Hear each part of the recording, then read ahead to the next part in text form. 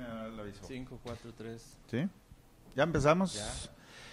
Hola, ¿cómo están? El día de hoy tenemos aquí a nuestro buen amigo Jorge del Bosque para que con este propósito que tenemos de interlocución pueda acompañarnos en una charla en donde se toquen los tópicos de la coyuntura nacional, especialmente lo que tiene que ver con la caída de Humberto Moreira, que como todos sabemos ha venido siendo cuestionado en las últimas semanas con respecto a la deuda esta que se habla de que son como 30,000 millones de pesos y que ha hecho que la población de Coahuila despierte después de haber estado durante los últimos años un tanto pasiva.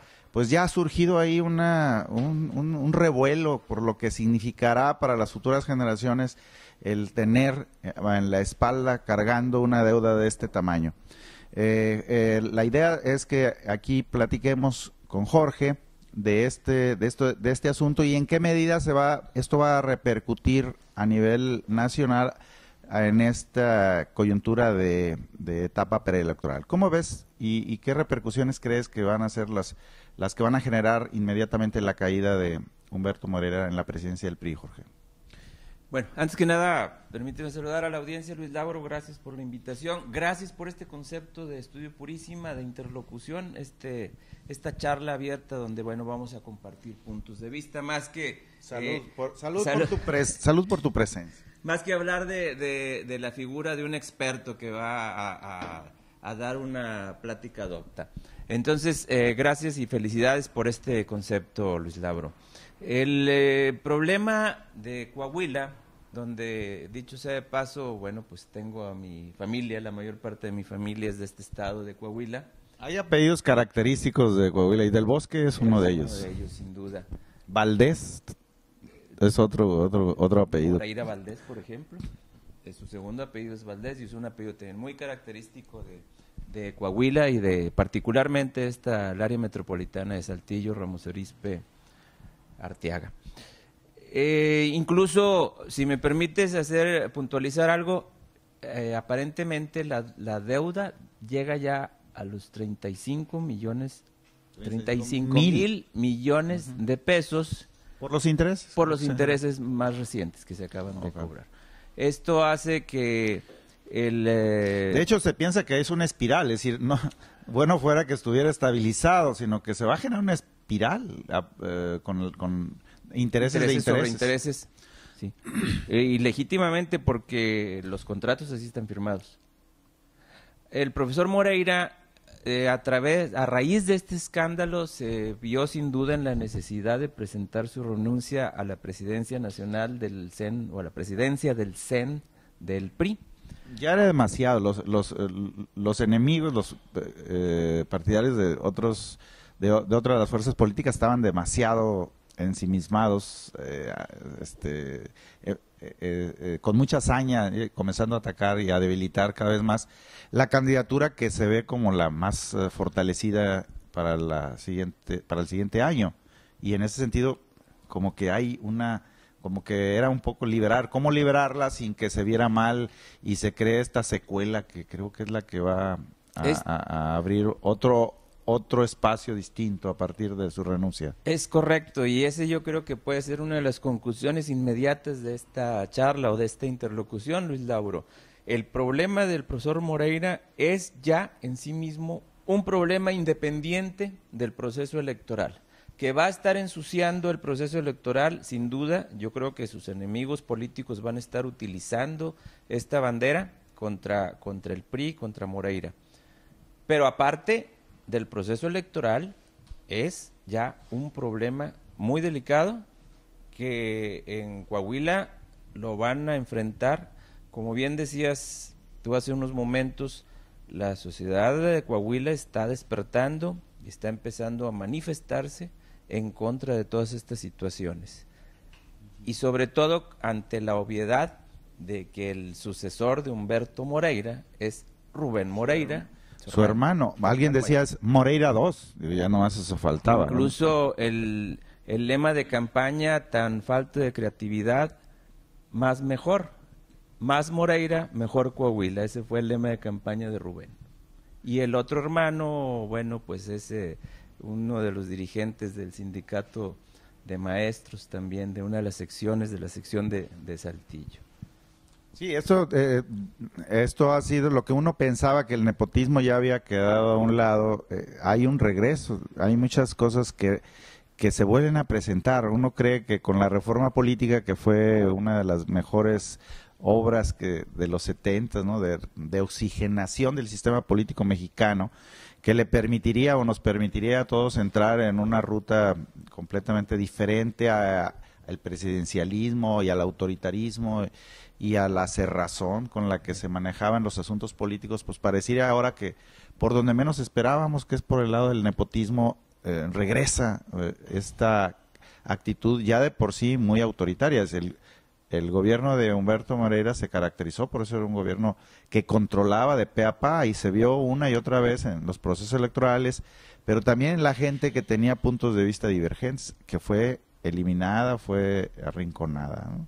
Lord Acton, un politólogo británico ya, decía una expresión: el poder corrompe, el poder absoluto corrompe absolutamente. Bueno, parece ser el caso, ¿no?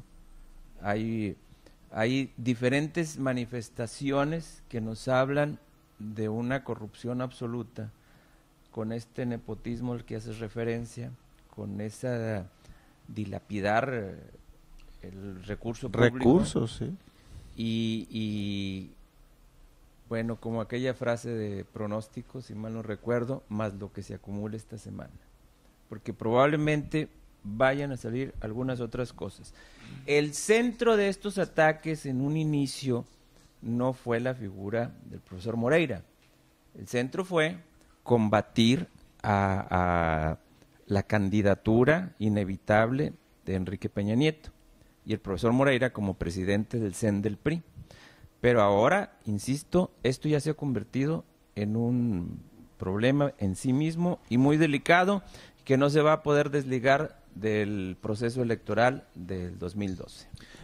¿Cómo, si trasladáramos el análisis, desde luego, a lo mejor en otras ocasiones habrá manera de regresar, porque esto seguramente va a estar ahí presente, cómo hacer el análisis de las repercusiones que tiene el hecho del reacomodo, primero interno, desde luego, en el PRI, donde estaban jugando pues destacadamente el senador Manlio Fabio Beltrones, por un lado, pero también con respecto al resto de las candidaturas. ¿Qué tanto crees que le ayudó a haberse liberado de Moreira la candidatura de Peña Nieto, o qué tanto le va a costar el hecho mismo de la renuncia? Pues detrás de eso viene un descabezadero de ese grupo que ya había Moreira de alguna manera alcahueteado, como se dice acá a veces. A principios de los 60, John F. Kennedy usaba una frase, decía: me podré equivocar al nombrar a mis colaboradores, pero no me voy a equivocar al quitarlos. Y yo preguntaría y dejaría aquí esa expresión en el sentido: para Enrique Peña Nieto, quitar a Moreira no significó un desgaste. Creo que sí. Es un dilema. Bueno, es el primer dilema por el que no querían. No quería ¿En qué condiciones lo quitas, no? Y las últimas expresiones de Enrique Peña Nieto eran: vamos a ver qué decisión toma el profesor Moreira. En una lectura entre líneas está diciendo: ya hablamos con él para que lo considere y que pida algo de compensación o de algo que cubra las espaldas, o que quede alguien cercano a, y que no nos haga el daño que nos está haciendo hasta ahora, ¿no? Es correcto. Hay embones, hay enroques ahí muy interesantes. Queda al frente del CEN, por lo menos de manera eventual, provisional, la licenciada Cristina Díaz, exalcaldesa de Guadalupe, Nuevo León, gente muy conocida acá, ¿no? Muy conocida, incluso apreciada en la ciudad, ¿verdad? Egresada de la Facultad de Ciencias Políticas de la universidad. Queda, por lo menos provisionalmente. Se habla de Pedro Joaquín Colwell como un posible sucesor de Moreira. Ese es lo último, digamos, de los corrillos políticos que se ha escuchado hasta esta mañana. la posibilidad de que Pedro Joaquín Caldwell asuma la presidencia del CEN en el próximo consejo. Desde luego, parecería que con el asunto de las deudas también esto va a crear una reacción por parte del PRI.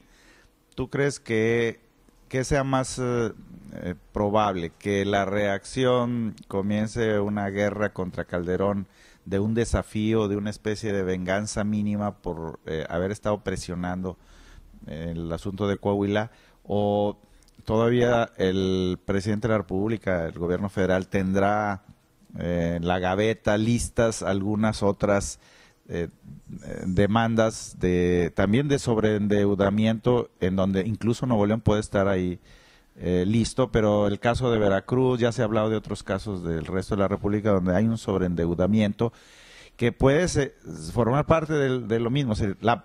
Este sería el inicio, Coahuila sería el inicio de una serie de gobernantes o gobernadores a los que también, como parte de una estrategia, como decía, más general, le van a seguir.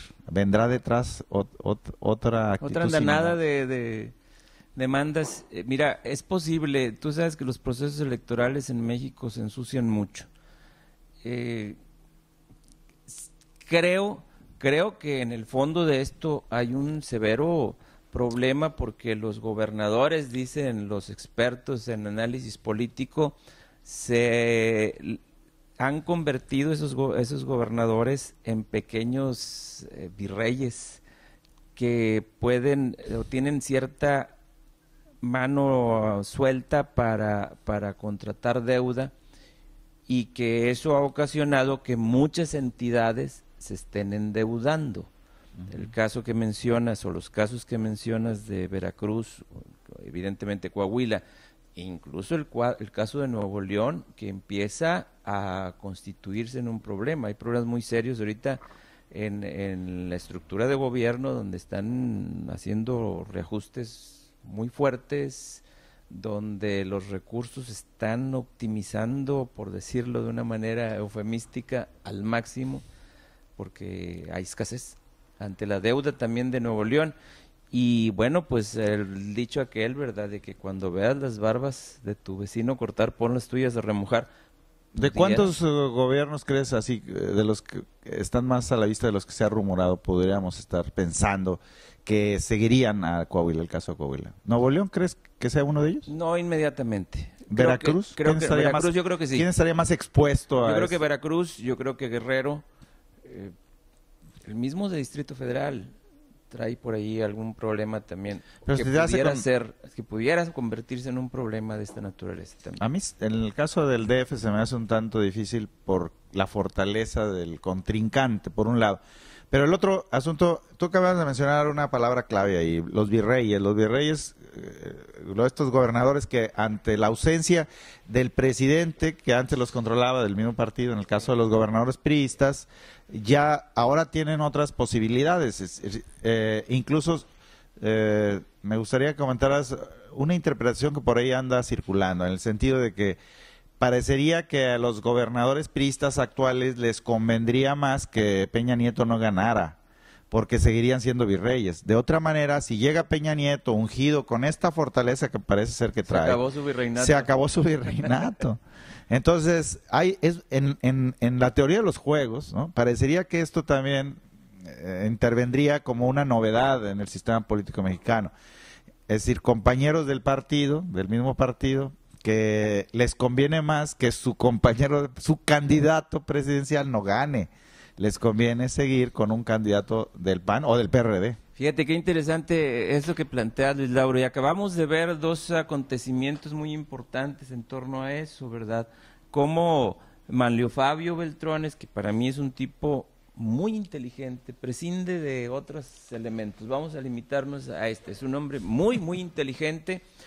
Creo que al haber renunciado a su precandidatura y dejarle el paso libre a Peña Nieto, bueno, tiene algo ahí para hacer alguna lectura muy particular. El otro caso es el de Marcelo Ebrard, que hace algo parecido y queda muy fortalecido dentro del esquema de López Obrador.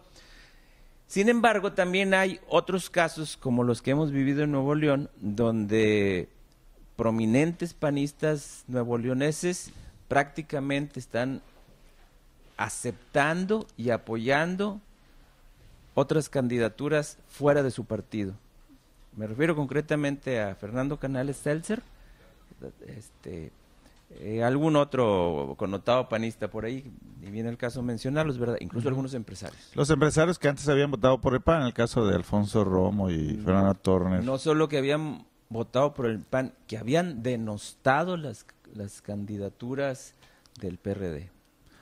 Bueno, pues dejamos aquí la interlocución de este día, sábado 4 de... No, es día 3.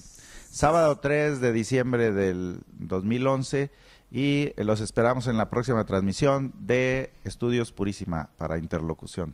Gracias, Jorge. Gracias, Luis Lauro, gracias al auditorio.